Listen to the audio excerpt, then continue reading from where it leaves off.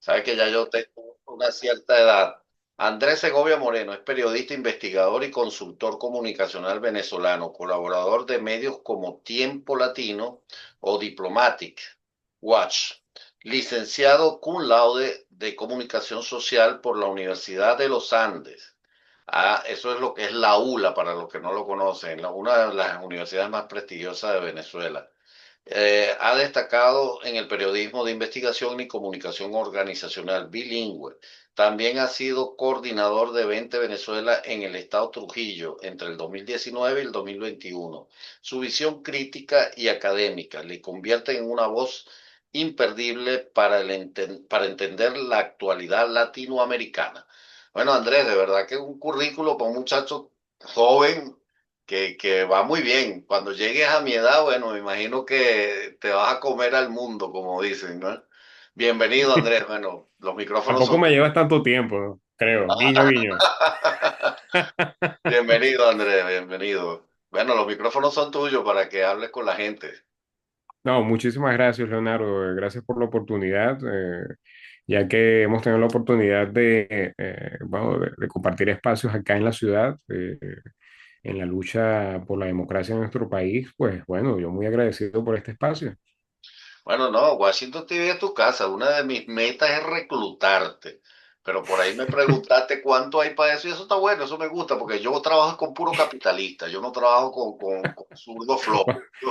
Bueno, con algo se tienen que hacer las Que le arepas, gusta ¿no? la plata, porque el que le gusta la plata, ojo, a todos les gusta la plata, solo que hay una diferencia. A algunos nos gusta la plata trabajando, pero hay Exacto. otros que les gusta la plata desde el gobierno o sin Entonces, hacer nada. Entonces nosotros exacto. somos del grupo que nos gusta la plata trabajando. Entonces, Exactamente. esa es la gente que yo quiero aquí en Washington TV. Ya nosotros tenemos 43 programas, pero te tengo a ti guardado para una cosa buena por allí. Ok. Sí, que hay un programita que yo quiero que se inicie y creo que va a ser muy bueno, ¿no? Va a ser muy bueno y se necesita gente pues joven, sangre joven, porque uno tiene que formar a la gente que se va a quedar. Sabes que yo siempre, en todas las organizaciones que he estado, yo siempre he cuidado eso, la alternabilidad, que es algo Exacto. que en Venezuela no hemos respetado o no han respetado los partidos políticos, ¿no? Porque yo veía incongruencias, ¿no? Es como que si tuvieras a Hitler hablando de paz. Él no es un vocero autorizado para hablar de paz, ¿verdad que Sí. no? O que tuvieras a Mao Zedong hablando de que es malo asesinar, cuando él mató 70 millones de personas por sus políticas y no es un vocero autorizado. Entonces igual tú veías a Ramos Ayú diciendo, bueno, Chávez se tiene que ir porque tiene todo, ya tiene mucho tiempo en el poder y él no Ajá. quería soltar el podercito que tenía en Acción Democrática. Así Nunca es. llamó a elecciones, nunca alternó y por eso con un partido, bueno, yo no soy socialista bajo ningún concepto, pero un partido que tenía muchas cosas buenas, lo llevaron a donde llegó, pues, a nada. Entonces, Exacto. bueno, te dejo los micrófonos, cuéntame tú, ¿por qué No, te viniste aquí? ¿Te viniste a pasear a Estados Unidos? no creo que los venezolanos, no creo que los venezolanos estemos paseando por ahí. Eso es algo que el Es- presidente Trump tiene que escuchar. Yo, que soy defensor del presidente Trump, Ujú. pero yo no le tengo miedo, ¿no? A decir las cosas de frente, porque esa es otra cosa que tenemos. Las personas que trabajamos no le debemos la arepa a nadie. Mi Así arepa es, me la debo yo mismo me la busco. Entonces así yo al es. presidente Trump yo le digo un mensaje. Yo entiendo que él tiene que sacar al tren de Aragua. De hecho, yo en mi libro, que se lo entregué personalmente a él en su mano, hablaba pues de que en Venezuela se sacó los presos, se sacó gente que no era buena, se mandó para varios países, para Chile, para acá, para Perú, y bueno, tuviste que todo comenzó por Perú, Ujú. la brisa bolivariana, como lo llamaban ellos. Mm. Entonces, de verdad que el presidente Trump ya tiene que ver que si los venezolanos Yo, somos una de las mejores manos de obra y las más calificadas en cuanto a migración se refiere. sí, fíjate, bueno, sí, los datos lo demuestran en cuanto a la cantidad de venezolanos que ellos, por ejemplo, los venezolanos tenemos, en la mayoría tenemos títulos universitarios. La mayor parte tenemos ya experiencia en algún ámbito laboral que ni siquiera están, bueno, que siempre tienen relación con algún ámbito académico. En general eso sucede. Este, pero bueno, yo ahora lo que estoy mirando con mucha preocupación es el uso, y eso lo vimos hace unas pocas horas, es el uso que ha hecho Maduro de la migración como un arma. Y Maduro lo utiliza como un arma que yo llamo que es un arma biopolítica. Es decir, no estamos hablando aquí de que estamos utilizando armas de Explícame eso, fuego. porque hay mucha gente que no lo sabe. Hay gente Ujú. aquí que nos ve de El Salvador, que nos Sí, ve, tú sabes que tenemos un convenio con TVO, Canal 23 El ajá. Salvador, y aquí en el DMV hay más de 700.000 salvadoreños. Ujú. Y nos ve gente de Honduras, nos ve gente de Guatemala. Explícanos eso, que muchos de Fíjate, ellos no saben qué es lo que está sí. pasando. Sí, sí, fíjate lo que aconteció hoy. Mientras estaba volando un vuelo de repatriados desde Texas hasta Venezuela, este vuelo es en particular porque este vuelo no hizo escala. Este vuelo no fue que paró en Honduras, no fue que paró en Centroamérica, nada de eso. Este vuelo iba directo hacia Venezuela. Y en ese mismo momento, Estados Unidos empieza a hacer maniobras con los F-35. Y los F-35 hacen maniobras dentro del espacio aéreo venezolano y en ese momento es cuando Venezuela da la orden de no recibir el vuelo de repatriados. Eso puede tener muchas interpretaciones. Tú como militar puedes darle la interpretación de que, bueno, algunos hablan de que, bueno, quizás el temor de Diosdado Cabello, de esa gente, podría ser que sea un caballo de Troya, un avión caballo de Troya o algo así. Pero hay otra cosa allí también, y es que ya Maduro no tiene ninguna capacidad de negociación y él ha estado utilizando a los migrantes en los diferentes países como un modo de llevar a países que no le reconocen a sentarse en una mesa a negociar con él. Porque básicamente él no tiene ninguna otra arma, ninguna otra justificación como para sentar a esos gobiernos a hablar.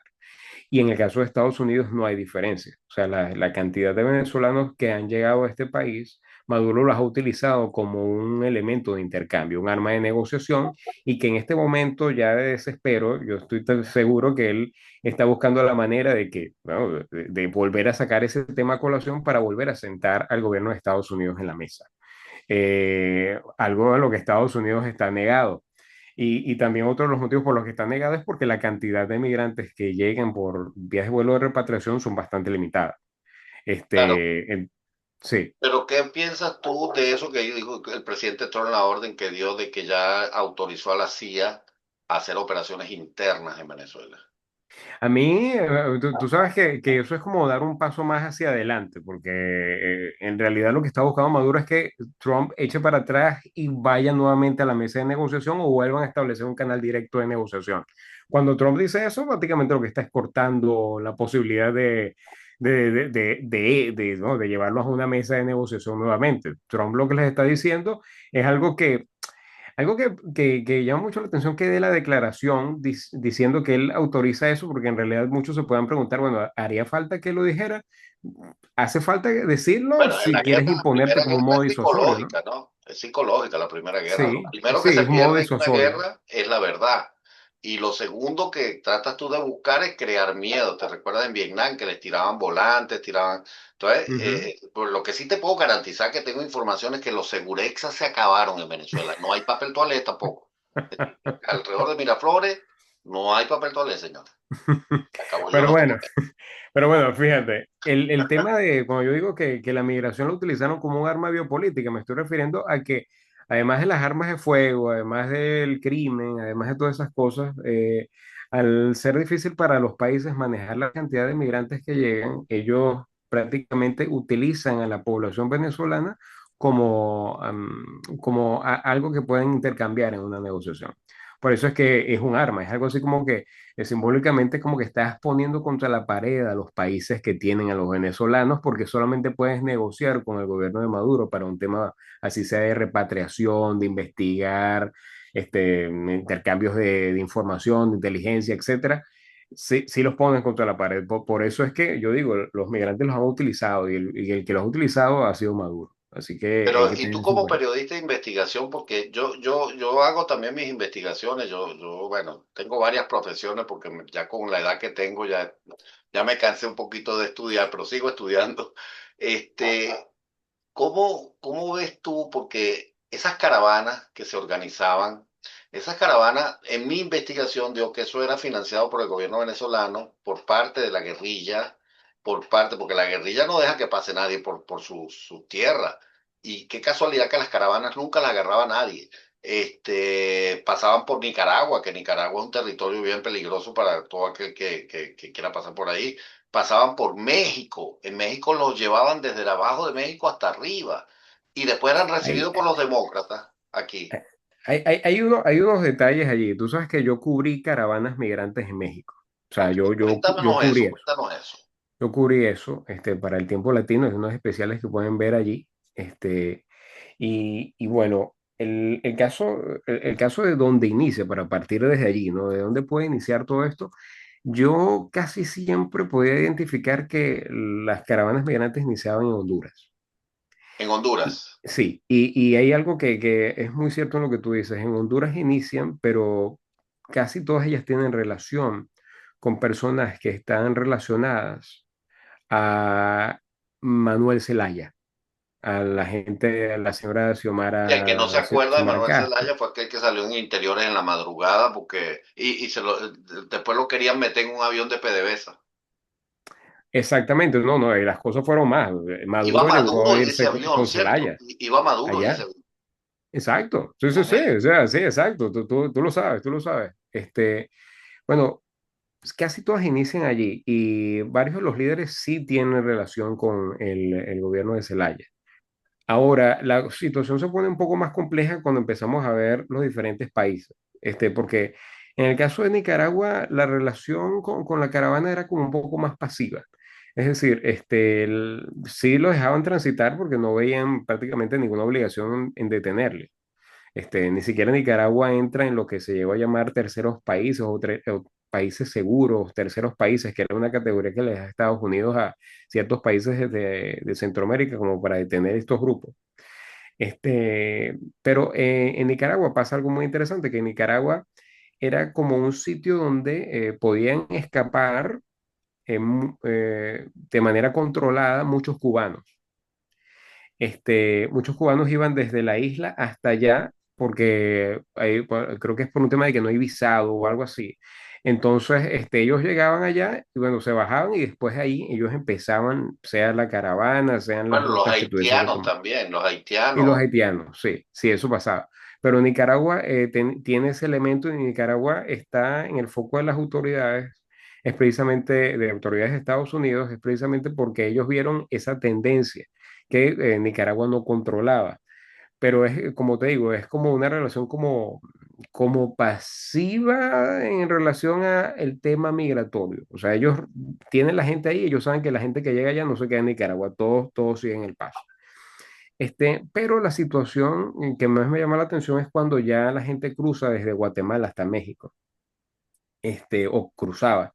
En ese momento que yo estaba, por allá en el año 2021 recuerdo, recibimos, creo que ya era la segunda caravana migrante en Ciudad de México. Y ¿Quién estaba bueno, el gobierno? López Obrador, ¿no? estaba, claro, el gobierno de López Obrador, estaba gobernando Claudia Sheinbaum, era la alcaldesa. Ujú. Y Dos zurdos, entonces, dos ¿sí? zurdos, dos zurdos. Sí, claro, claro. Ella era la alcaldesa en ese momento, pero una de las cosas que me llamaba la atención allí era que en efecto en México sí era más estricto y era más complicado y incluso terminó siendo bastante violento para muchos de ellos. Había una relación proporcional entre el uso de la fuerza por parte de la Guardia Nacional Mexicana y la migración mexicana, que es una oficina de migración.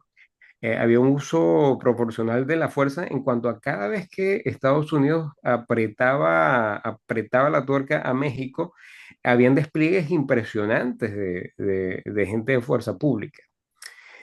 Y bueno, desgraciadamente, mucha de la gente que estaba por allá, porque yo siempre considero que el migrante termina siendo un peón en el tablero de ajedrez. Entonces ellos terminan llevando, pues bueno, terminan llevando los golpes, mucha gente, tuvimos que ver mucha gente hospitalizada, muchas cosas, solamente cruzando desde el sur de México, donde llegaron a ser eran retenidos en un pueblo llamado Tapachula, muchos de ellos cuando por fin recibían una tarjeta que solamente les dejaba la posibilidad de cruzar el territorio mexicano, con esa tarjeta era que ellos podían cruzar y pedir autobuses, hacer muchas Claro, cosas. porque esas caravanas no caminaban todo el tiempo, le ponían No, autobús. no pueden caminar todo el tiempo. No, o sea, era algo así como que tomaban unos autobuses, otro iba por allá, tal. O sea, eso pasaba en muchos países también. O sea, eso no era que todo el tiempo andaban caminando. Se concentraban en ciertos sitios y seguían la caminata. Eso pasaba. Pero bueno, en Tapachula se les retenía, incluso es un estadio, creo que todavía está ahí, es un estadio donde había retención de gente, hasta que les daban unas tarjetas, y las tarjetas eran solamente de tránsito, no les daban ningún otro beneficio. Además de ese, aunque en México siempre dejaba la puerta abierta de que se pudiesen quedar en México, eso siempre pasa. Bueno, pero era, Este, era lo que decían a la gente, pero cuando tú ibas a hacer los trámites migratorios para México, te lo ponían como que era más fácil a sacar la visa aquí. Bueno, algo así, algo así. O sea, en México lo que pasa es que es bastante complejo. En México hay dos organismos que tienen que darte una aprobación para lograrlo. Y el primer organismo es bastante flexible, pero el segundo, que es el mismo que está vigilando las carreteras y los pasos fronterizos, que es el de migración, ello es más complicado. Y también tengo que decir, sin caer en mucho detalle, que hay mucha corrupción ya en ese organismo. Ese organismo ya hay muchos temas de corrupción. Pero bueno, o sea, yo lo que pude ver es que sí, cada vez que Estados Unidos apretaba mediáticamente, había un despliegue de fuerzas, pero todos siempre encallaban en que se les daban unas tarjetas de pase hasta el norte, que les daban pase a la gente hasta el norte. Y bueno, y en el norte, pues bueno, ahí ya caían en las manos de los coyotes que cobraban cualquier cantidad de dinero. En una investigación que yo hice para un medio que ya no existe, pero era de una compañera llamada Beatriz Galindo, que ella salía mucho en 24 horas con Napoleón Bravo. Ujú. Ella tenía una página que se llamaba CIMA 370, y yo hice una investigación para ella que fue muy interesante porque llegamos a descubrir que los precios de los coyotes variaban por nacionalidades. Y me di cuenta, Interesante, ¿no? eso es muy interesante, me valían por nacionalidades. Y entonces, en el caso de los venezolanos, era más barato. Y era más barato por la situación en la migratoria en la que queda el venezolano cuando cruzaba y se entregaba. ¿Y cuánto Este, cobraban? ¿Cuánto cobraban, Andrés? Estamos hablando de que para los venezolanos estamos hablando entre 600 y 1500 cruces, en zonas que si Matamoros, por Los Ángeles, creo que era Algodonales, por Ahora, Los ¿cómo hacía un Ángeles. venezolano para obtener $1.500 cuando en Venezuela el sueldo mínimo eran $3? Bueno, muchos se Ahí la viene la ingeniaban. pregunta, porque si yo agarro y me voy y me compro un Lamborghini, Ujú, el IRS me va a preguntar, hey, ven acá, ¿de dónde tú sacaste? Tú declaraste tanto, pero a ti la declaración no te da para comprar un Lamborghini. ujú. Sí, bueno, esos pagos se hacían de muchos modos. O sea, ¿Ah? los pagos los hacen de muchos modos. O sea, eran en efectivo, eran por transferencia de cel, o sea, había mucha cosa ahí. Pero ese era más barato, era Así como relativamente muy las barato. motos que compró Samuel Moncada, el que está de embajador en la ONU, para los que estaban en Nueva York. Yo tengo unas historias de la ONU también, porque he Ah, cubierto bueno. cosas ahí. Y esa gente, hay unos detalles interesantes de esa gente. Pero bueno, en ese caso noté que era muy barato, o sea, porque para ellos, porque si tú lo comparas con los casos, por ejemplo, que venían de Honduras, de Guatemala, de los mismos de México, era bastante caro. Y era bastante caro precisamente porque la situación migratoria cambiaba cuando ellos pisaban territorio. La de ellos sí necesitaban utilizar traineros, ellos sí utilizaban, sí era necesario, ellos no se entregaban. Y al no entregarse se hacía más caro. Claro. Otro factor que hacía más caro todo el proceso era que como no se entregaban, entonces tenían que ir por sitios más peligrosos. Mm. Entonces tenían que meterse por unas trochas y pasar cualquier cantidad de cosas En por ahí que eran más camiones, peligrosos que simplemente murieron entregarse. muchos, ¿no? Ahí está el caso del camión que consiguieron, creo que fueron 40, 50 personas que Sí, en ahogadas, pues. Texas. Sí, sí, sí, yo recuerdo ese caso. Un caso en Texas que pasó ese mismo año, recuerdo yo que estaba haciendo la investigación. Y bueno, Es así, o sea, yo me di cuenta o sea, que el hecho de que de que hubiese ese vacío legal, por llamarlo así, en el caso de los venezolanos en ese momento, hacía que el precio del cruce que dan los coyotes fuese más económico que el del resto de las nacionalidades. Porque las otras nacionalidades estamos hablando de 6.000, 8.000 y hasta $10.000, con servicio de trainero que te llevaba hasta ciudades directamente. No era que te dejaban ahí Una en un mafia, descampado. tráfico de blanca, ¿no? Exacto, ¿no? Y eso se prestaba para Ahora, cualquier cantidad de yo cosas. te puedo hacer una pregunta Ujú. y sé que, bueno, yo prácticamente sé la respuesta que creo que me vas a dar. ¿Tú crees que entonces esas caravanas son manipuladas? Creo que hasta cierto punto sí había cierta manipulación en el inicio, pero como te digo, al conocer a las personas que estaban allí cruzando, no puedo culpar Claro, a pero quienes están es que yo no desesperados. necesito contar con tu aprobación para manipularte. Yo con ponerme a decirte, mira, va a salir un grupo para Estados Unidos, ¿quieres irte? ¿Quién no se quiere venir para acá? Exacto. Que era lo que yo estaba hablando, que yo no veo caravanas yéndose para China, yo no veo caravanas de Corea del Sur para Corea del Norte, yo no veo Ujú. caravanas de que entrando a Venezuela. Sí, yo Exacto. no veo a Venezuela con problemas migratorios, no veo Ujú. ahorita Colombia, Colombia más bien se están yendo de allá. Ujú. Entonces, y en mi libro yo lo destaco, el que lo quiera buscar en Amazon está Los zurdos de mierda, es un nombre bien bonito. Pero es que Está no hay bellísimo ese otro, nombre. no puedo ponerle otro nombre, porque no, mira, lo busqué, traté de ser lo más, es decir, yo decía, mi ley es como muy fuerte, los trata como muy mal, pero yo en el momento que me tocó ponerle el nombre, y yo decía, los zurdos que joden, los zurdos que, y mira, el único que encajaba perfectamente es zurdos de mierda. No hay otro, no hay otro. La izquierda ha sido responsable de más de 150 millones de muertes. Ujú. ¿Cómo tratas tú a unos asesinos? ¿Cómo tratas tú a Mao Zedong? ¿O cómo lo tratas en la historia? ¿Cómo tratas tú a Maduro, pues?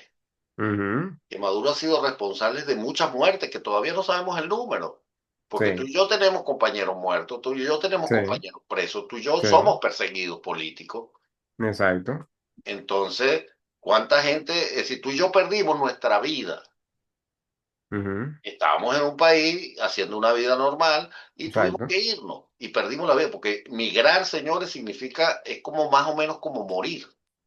Sí, Porque sí, yo sí, me sí. acuerdo que yo todas las cosas que tenía las regalé a mis primos y bromas, y yo dije, bueno, esto estoy pareciendo como que me morí y están agarrando mis cosas, pero con mi autorización. Exacto. Sí, sí, sí. Entonces, a mí me robaron lo más sagrado, que era mi país, mi forma de vivir, mi gente, mis amigos, los sitios que me gustaba. Y, Ujú. y, Sí, y eso no lo voy cierto. a recuperar más nunca. Entonces, Ujú. ¿qué nombre le voy a poner yo? No, los zurdos de mierda, porque si no. Exactamente, exactamente, no, completamente merecido. Pero bueno, como te decía ahí en ese punto, sí, la gente, mucha gente es manipulada por la misma desesperación.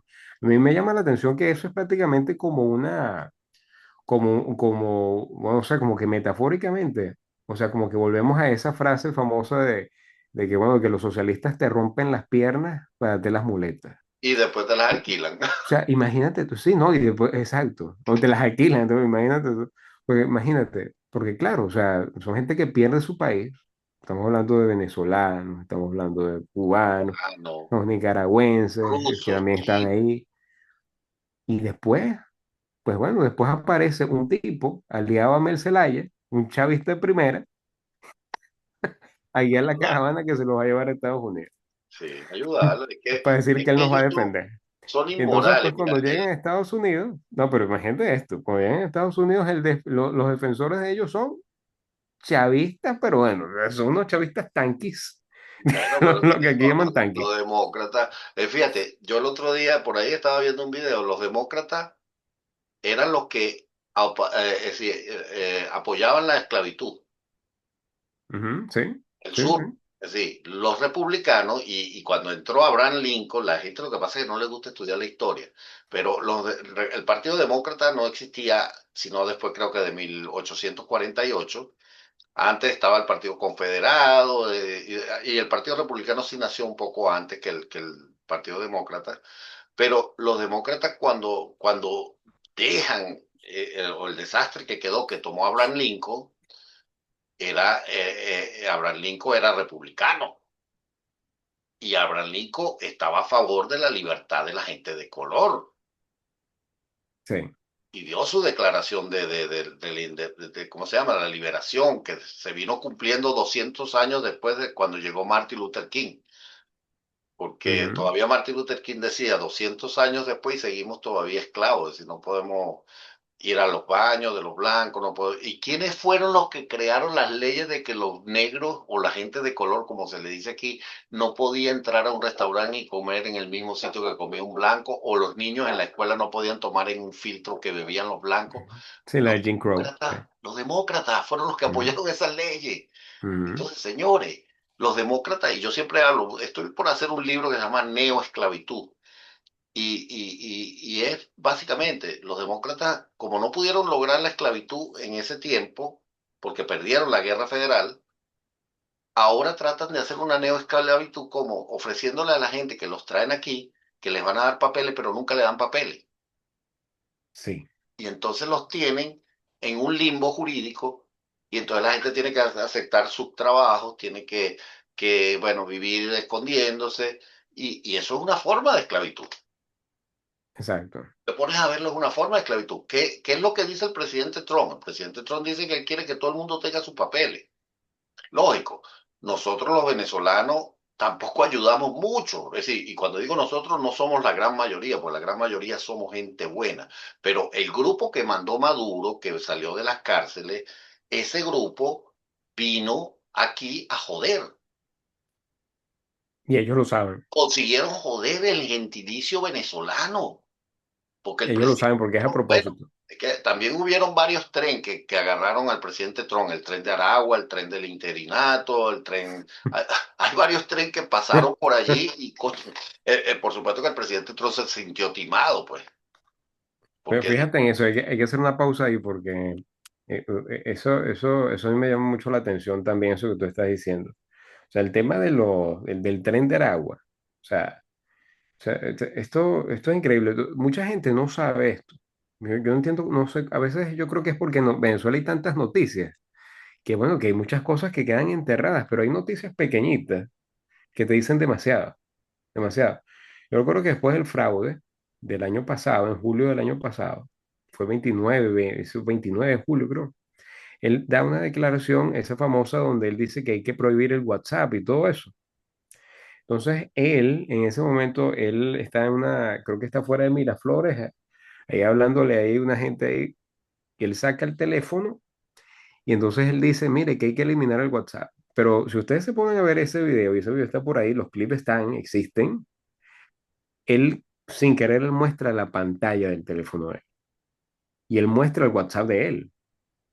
Y una cosa que él tenía, que está en el top de los mensajitos, era que no recuerdo quién fue el que le había enviado, no sé quién de ellos, no sé si era Héctor Rodríguez o Jorge Rodríguez o algo así.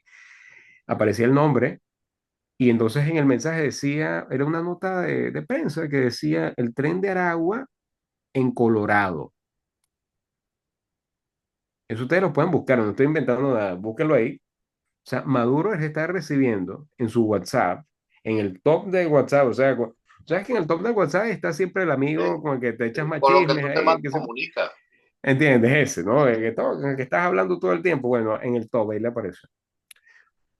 Entonces, oye, o sea, no podemos estar dejando que nos... Es que Maduro a veces, yo no sé si, yo no lo veo como tonto porque creo que el tipo para poderse haber llegado hasta aquí tiene que tener algún nivel de inteligencia y no inteligencia media, sino inteligencia un poco más allá, porque si fuera un tonto, no habría llegado aquí. Pero el otro día nos estaba diciendo que nadie me sigue, estaba invitando a la gente que lo siguiera por las redes sociales. ¿Te Mm, acuerdas? Yo no sé si tú te acuerdas, sí, le estaba sí, sí, pidiendo. él siempre está en eso, tiene unos Ajá, pero influencers ahí. entonces, ahora que lo están siguiendo, que lo siguen tres destructores, dos submarinos, un portaavión, 35 F-35, 5.000 hombres en Trinidad, entonces ahora se está quejando. Entonces, ¿quién lo entiende, pa? ¿Quieres que te sigan o que no quieres que te sigan? Oye, ya lo están siguiendo. Sí, ahora lo está siguiendo. Lo están No, traqueando, ¿no? ahora lo comenzó a seguir la CIA a partir de hoy. Entonces, señores, el comunista son así. A mí me da risa, pero es una cosa Sí. para tomarla en serio, ¿no? No, pero fíjate, ¿no? O sea, cuando tú ves eso, o sea, por ejemplo, ese detalle que te estaba diciendo, tú te das cuenta que ellos saben eso, que ellos a propósito, o sea, yo siempre he dicho que hasta por un hecho, hasta por un hecho estadístico, o sea, tú sabes quién es Jordan Peterson. ¿Cómo no? Jordan Peterson, él es un psicólogo, él es muy famoso en Canadá, él tiene unos programas buenísimos en YouTube, los pueden ver, pero él es psicólogo clínico, entonces él hace investigaciones que se basan en muestras grandísimas de gente. Y él concluye en base a investigaciones propias y investigaciones comparadas que en las sociedades, en todas las sociedades, o sea, en promedio, cualquier sociedad que tú mires, él dice que hay aproximadamente, míralo así, un 25% de la población que es bastante pacífica, Ujú. muy pacífica. Tenemos a otro 25% en promedio de población que tiende a ser violenta, que tiende a ser, que pueden cometer crímenes, o sea, ¿entiendes? Y tenemos al resto de la población, un 50% que, bueno, que no está en ninguno de esos dos extremos, que, bueno, que de repente puede cometer un crimen o no, o puede vivir la vida tranquilo o no. Eso no es que es una tendencia propia de sus personalidades. Cuando tú te pones a ver ese 25% que es el más violento, más reactivo, etcétera, bueno, ahí es donde se concentran las personas que son, bueno, criminales, o sea, delincuentes seriales, etcétera. En no todas las sociedades ellos tienen las mismas capacidades de ser delincuentes. O sea, esa es la gran diferencia. No todas las sociedades tienen acceso de repente a las mismas armas, Claro, de pero repente los contextos no son todos tan fíjate, malos. esto que tú hablas es Ajá, bien interesante porque yo por sí, lo menos yo creo que el ser humano es malo. Y esa ajá, pregunta me la hice porque estudié a Rousseau, pues, estudié a Maquiavelo y ujú, llegué a Hannah Arendt, no sé si la has escuchado, que fue una politóloga alemana, que ujú, escribió lo que se llama la banalidad del mal. Es lo que dice Einstein en Israel. Eh, este libro, que es básicamente un estudio, donde ella dice, ella comenzó con el estudio porque ella dice, cómo una sociedad tan inteligente y tan avanzada como la alemana fue capaz de hacer tantas atrocidades, ¿no? Y sobre todo a ujú. esta persona de cual ella agarra para escribir su libro. Heisman.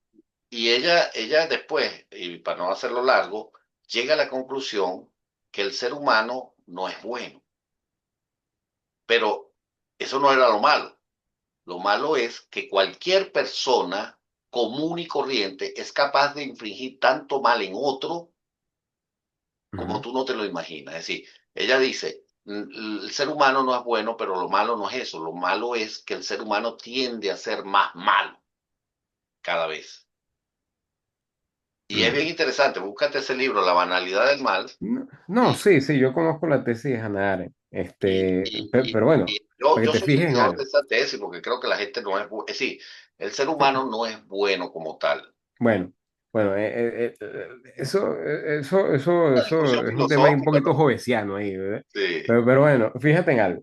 En ese 25% de la población donde se concentran esas personas que son más reactivas, evidentemente no todos son capaces de cometer crímenes o no todos cometen la misma cantidad de crímenes o sea, no es proporcional la cantidad de, bueno, de barbaridades que podrían cometer en todos los tipos de sociedades. Eso ya varían por los contextos, ¿no? O sea, eso ya ahí empieza a variar la situación. Pero, en el caso, pero lo que nos está diciendo es que de ese grupo siempre hay uno que nunca se salva. Estamos hablando de grupos muy minoritarios. O sea, estamos hablando de grupos minoritarios donde se concentran en sí los asesinos seriales, toda esta gente. Entonces, bueno, lógicamente, si tú tienes un país donde se te van 9 millones de personas, un país que era de 30 millones aproximadamente, estamos hablando de que se ha ido casi que el 27% de la población. Tú dices que un millón y Evidentemente, medio más o menos era malo. exacto. O sea, lógicamente, pues va a salir gente bueno, que es mala, pues. De eso es lógico. Ahora, lo que a mí me llama la atención Lo que no es normal es que aparezca gente que es mala, pero estén todos metidos en la misma banda. Bueno, es que Ahí es donde ya la cosa ya no esa me gente la cuadra. mandaron, esa gente la mandaron. Exactamente, entonces ahí es donde ya es cuando ya tú ya te das cuenta, no, mira, aquí hay otra cosa. Lo que acaba de suceder en Bogotá el día de ayer, que brincó uno de los miembros del Tren de Aragua desde el noveno piso de un sitio donde la policía estaba haciendo un cateo. El tipo era uno de los cabecillas del Tren de Aragua en Chile. El tipo había escapado de Chile, Ujú. donde hay una investigación abierta al Tren de Aragua por la muerte Del teniente del Ojeda. teniente Ojeda. Y entonces, bueno, este señor estaba en Colombia. Sí, es que eso se sabía que estaba en Colombia, pero, y ojo, no fue Petro que lo mandó a buscar. Mira, se nos acabó el tiempo, Andrés. Este programa estuvo agradable, estuvo muy bueno. No, qué bueno conversar con gente que tiene conocimiento, que se ilustra, porque la función de este programa es simplemente dar las herramientas para que la gente pues tome sus decisiones. Bueno, Andrés, muchísimas gracias, estás invitado, Washington TV es tu casa, estamos por 33 plataformas, ya estamos llegando a casi 70,000 suscriptores y los invitamos, pues muchísimas gracias, Andrés, hasta el próximo programa. Hasta la próxima, gracias. Gracias.